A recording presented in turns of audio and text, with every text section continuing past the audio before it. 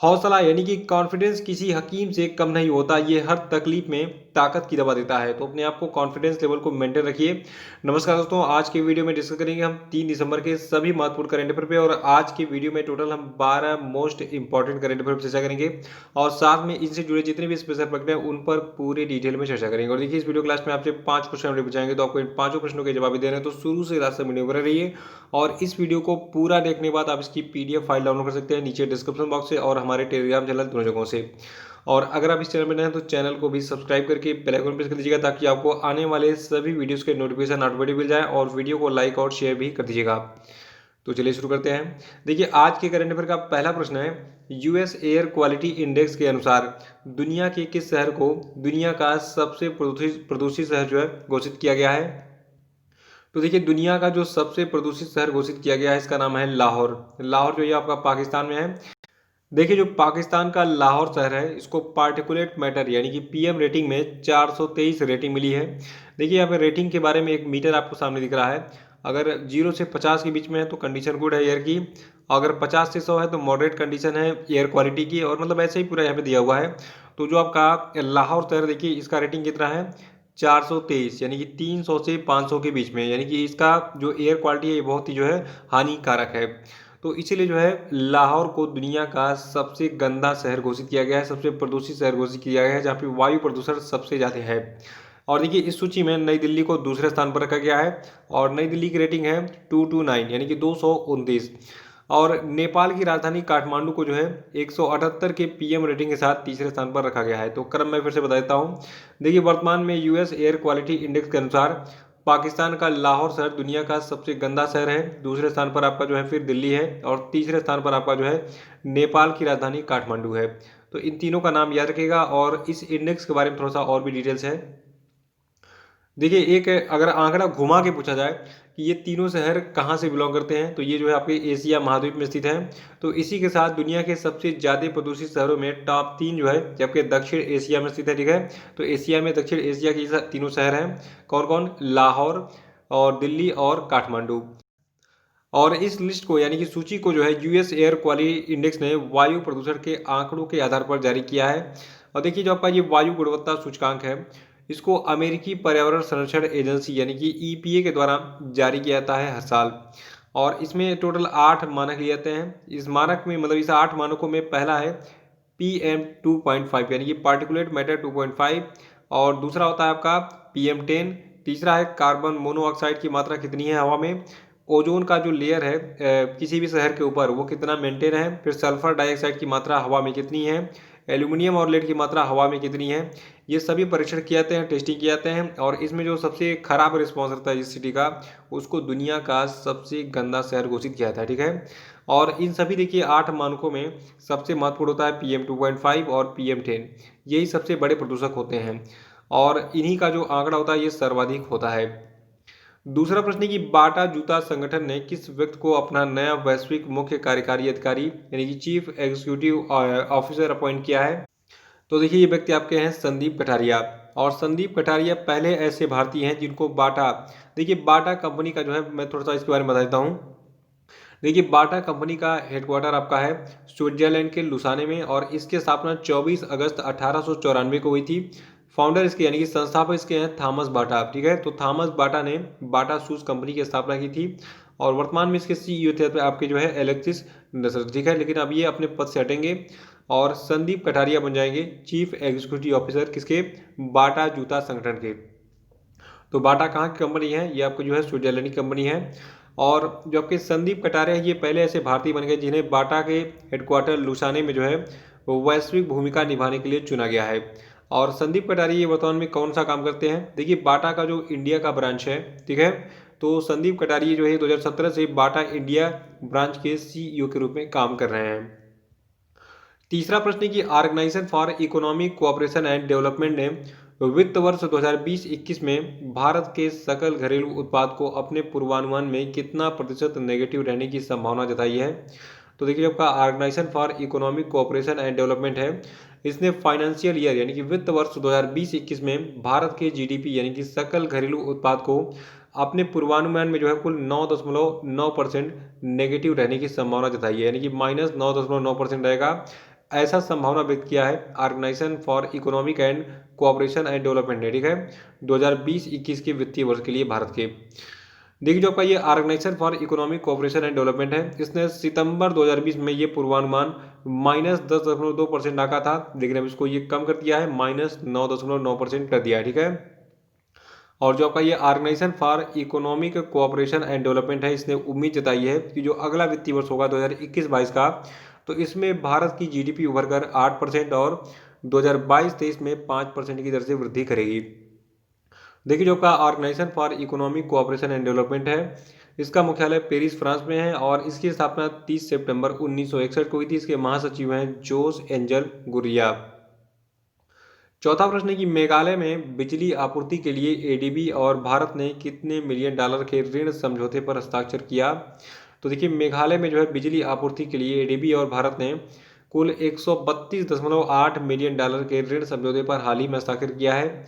और देखिए ये परियोजना जो है ये सभी बिजली उपभोक्ताओं को निर्बाध, गुणवत्ता, विश्वसनीय और सस्ती बिजली आपूर्ति प्रदान करने के लिए मेघालय सरकार की 24/7 पावर फॉर ऑल पहल का जो है ये सहयोग करेगी। यानी कि इस पैसे का यूज कहाँ पे किया जाएगा, बिजली की सुविधा को बढ़ाने के लिए। कहाँ पर, जो आपका मेघालय राज्य है वहाँ पर। और इस परियोजना के तहत जो कुल 23 सब स्टेशनों का निर्माण सहित नियंत्रण कक्ष, उपकरण एवं सुरक्षा प्रणालियों के प्रावधान सहित 45 सब स्टेशनों का नवीनीकरण और आधुनिकीकरण किया जाएगा। कहाँ पर, मेघालय में।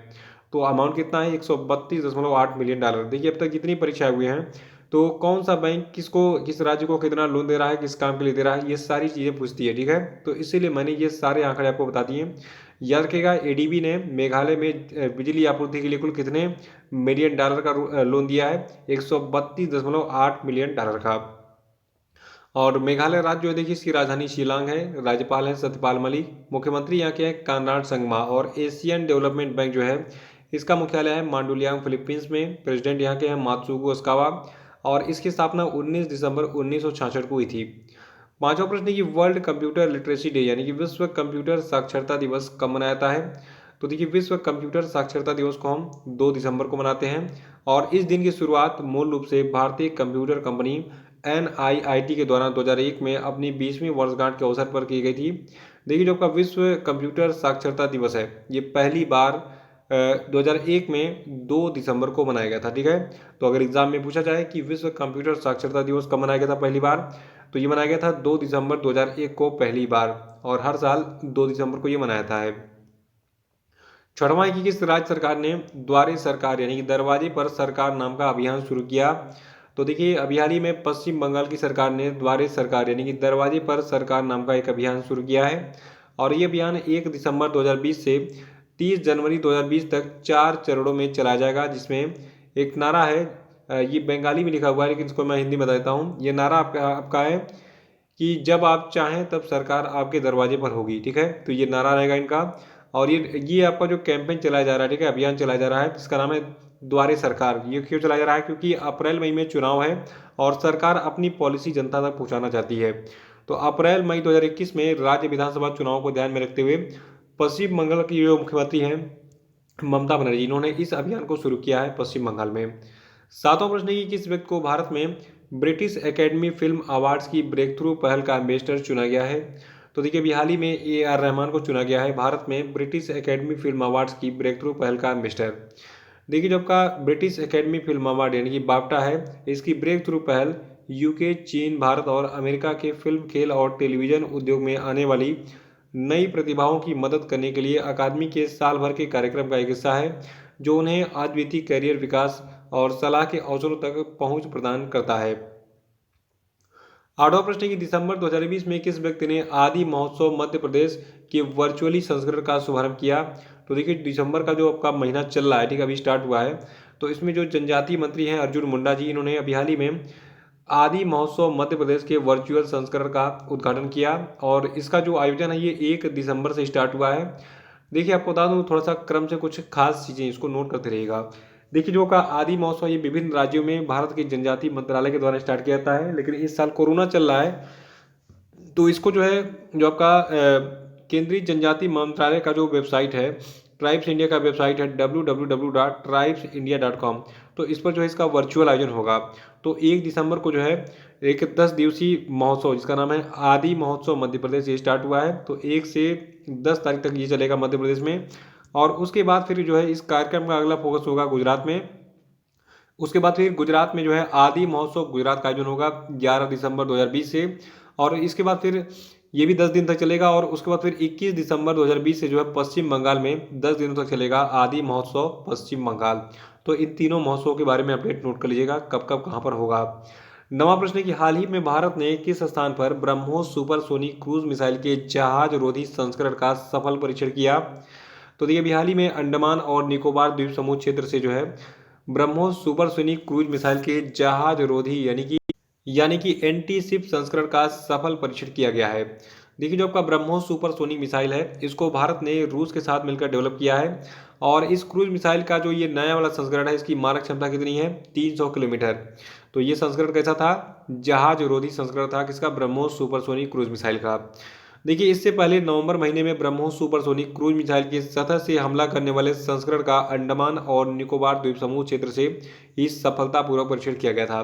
तो एक ही प्लेस से 2 परीक्षण हुए हैं और दोनों के बारे में आपको मैंने बता चुका हूँ, दोनों को आप नोट कर लीजिएगा। 10वां प्रश्न है कि नेशनल पॉल्यूशन कंट्रोल डे यानी कि राष्ट्रीय प्रदूषण नियंत्रण दिवस कब मनाया जाता है। तो देखिए राष्ट्रीय प्रदूषण नियंत्रण दिवस को हम 2 दिसंबर को मनाते हैं। भारत में देखिए हर साल 2 दिसंबर को वर्ष 1984 में 2 से 3 दिसंबर की रात को हुई भोपाल गैस त्रासदी की यानी कि भोपाल गैस ट्रेजेडी की दुर्भाग्यपूर्ण घटना में जीवन गंवाने वाले लोगों की स्मृति में राष्ट्रीय प्रदूषण नियंत्रण दिवस मनाया जाता है। देखिए जो आपकी भोपाल गैस ट्रेजेडी हुई थी तो इसमें कौन सा गैस लीक हुआ था। देखिए इस गैस का नाम है मिथाइल आइसोसाइनाइड, ठीक है, मिथाइल आइसोसाइनाइड जो है ये आपका लीक हुआ था कहाँ पर, भोपाल गैस ट्रेजेडी में। तो ये गैस का नाम भी रेलवे के एग्जाम में देखिए बहुत पूछा गया है। देखिए वर्ष 2020 में भोपाल गैस त्रासदी की 36वीं वर्षगांठ मनाई गई है। 11वां की अंतर्राष्ट्रीय दास प्रथा उन्मूलन दिवस यानी कि international day for the abolition of slavery की स्थिति को मनाया जाता है। तो देखिए अंतर्राष्ट्रीय दास प्रथा उन्मूलन दिवस को हम 2 दिसंबर को मनाते हैं। संयुक्त राष्ट्र महासभा जो है इसने 2 दिसंबर 1949 को एक संकल्प पारित किया जिसके तहत अंतर्राष्ट्रीय दास प्रथा उन्मूलन दिवस को अडॉप्ट किया गया था। और इसमें मुख्य उद्देश्य मानव तस्करी रोकना और वैश्यावृत्ति को रोकना था। और दोनों को दासता का प्रतीक मनाते हुए रेजोल्यूशन 317/4 पारित किया गया था जिसके तहत जो है फिर आपका अंतर्राष्ट्रीय दास प्रथा उन्मूलन दिवस मनाया जाने लगा हर साल 2 दिसंबर को। 12वां की हाल ही में किसकी जयंती के अवसर पर पीएम मोदी और सिखों के साथ उनकी सरकार के विशेष संबंध नामक एक पुस्तक का विमोचन किया गया। तो एग्जाम में आपको ऐसे ही 4 सिखों के गुरुओं के जो है ऑप्शन मिलेंगे और किस सिख के गुरु के जो है जयंती पर ये काम किया गया है ये मैं आपको बताता हूँ। देखिए जो सिखों के पहले गुरु थे गुरु नानक देव, ठीक है, तो गुरु नानक देव कौन थे, सिखों के पहले गुरु थे। इन्हीं के जयंती के अवसर पर पीएम मोदी और सिखों के साथ उनकी सरकार के विशेष संबंध नामक एक पुस्तक का विमोचन हाल ही में किया। देखिए जो सूचना और प्रसारण मंत्रालय भारत का इसके अधीन ब्यूरो ऑफ जो आपका आउटरीच कम्युनिकेशन है इसके द्वारा इस पुस्तक को तैयार किया गया है। इसको 3 भाषाओं हिंदी, पंजाबी और अंग्रेजी में हाल ही में जारी किया गया है। तो ये थे आपके आज के सभी महत्वपूर्ण करंट अफेयर और हम बात कर लेते हैं आज के सभी क्वेश्चन अपडेट पे। देखिए जो आपका मंथली करंट अफेयर का वीडियो है नवंबर महीने का ये अपलोड हो चुका है। उसकी फुल डिटेल वाली पीडीएफ भी आपको उसकी वीडियो के लिंक मिल जाएगी, वहां पे जाके आप जो है वीडियो को पूरा देख सकते हैं और उसका पूरा का पूरा लाभ ले सकते हैं आगामी परीक्षाओं के लिए। देखिए पहला प्रश्न आज का आपके लिए कि बीएसएफ का 56वां स्थापना दिवस कब मनाया गया बताइए। दूसरा कि बहरीन ग्रैंड प्रिक्स 2020 रेस किसने जीती है बताइए। और तीसरा कि राष्ट्रीय डेयरी विकास बोर्ड की नई अध्यक्ष कौन बनी बताइए। चौथा कि हाल ही में उत्तराखंड के मुख्यमंत्री त्रिवेंद्र सिंह रावत ने देहरादून के डोईवाला में किस झील का लोकार्पण किया बताइए। और विश्व एड्स दिवस कब मनाता है बताइए।